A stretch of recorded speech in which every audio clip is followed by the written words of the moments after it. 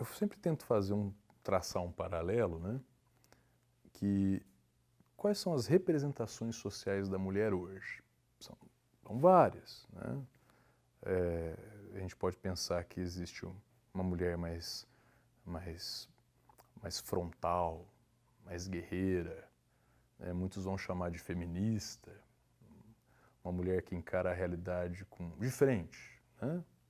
Existem mulheres, assim como homens também, que vão entender que a vida é um pouco mais dura, que talvez não vale a pena lutar por uma mudança, então, vão adotar os valores culturais machistas e vão acabar aprendendo a viver com eles. Mas a história das mulheres costuma ser uma história muito dividida nesses dois extremos, até pela nossa cultura cristã, né?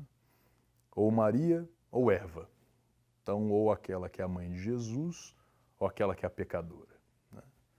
Então, eu sempre disse, né, deve ser muito difícil ser mulher, porque eu não sou, né? A gente sempre fala do lugar de fala, essa coisa de falar da história das mulheres como um intelectual, um historiador, mas não, obviamente, alguém que tenha consciência do ser mulher. Em Ribeirão Preto, a história das mulheres, ela poderia ser escrita a partir das indígenas que moravam aqui no século XVIII. Mas nós não temos uma história das mulheres, tampouco dos homens indígenas. O que dá para se dizer é que as primeiras mulheres que chegaram, mulheres brancas, que chegaram à região do Nordeste paulista, são mulheres que, assim como os homens, fugindo de uma região do sul de Minas, de uma região que não tinha mais condições de grandes riquezas do ciclo do ouro, né, vieram para tentar uma vida melhor. Então são mulheres geralmente brancas, né? Algumas traziam então escravos, escravas, então as primeiras negras também já vieram para cá, representando uma história brasileira de escravidão e de uma cultura católica fervorosa. Eu diria que as primeiras mulheres ribeirão-pretanas são mulheres muito tradicionais, conservadoras, e que vão entre as décadas de 1850, 60, principalmente 70, 80, 90, então na transição do 19 para o 20, conhecer as mulheres italianas, francesas, polacas, mulheres que virão na leva dos imigrantes que vieram trabalhar nas fazendas de café. E aí a ribeirão-pretana nasce, num caldeirão, num misto de culturas, muitas vezes até internacionais, né?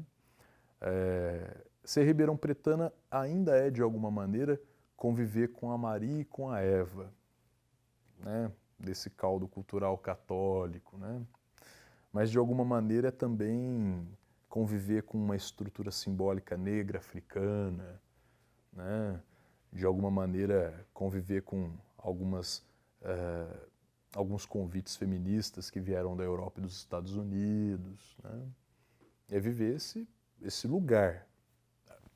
São, claro, donas de casa, tradicionalmente donas de casa, mas são professoras, isso no começo do século XIX.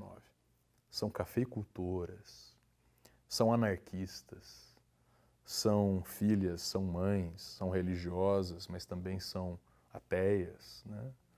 Então, é muito bonito ver na história das mulheres a possibilidade de ser quem elas quiserem, quem elas almejassem ser, com o julgamento social sempre em vista.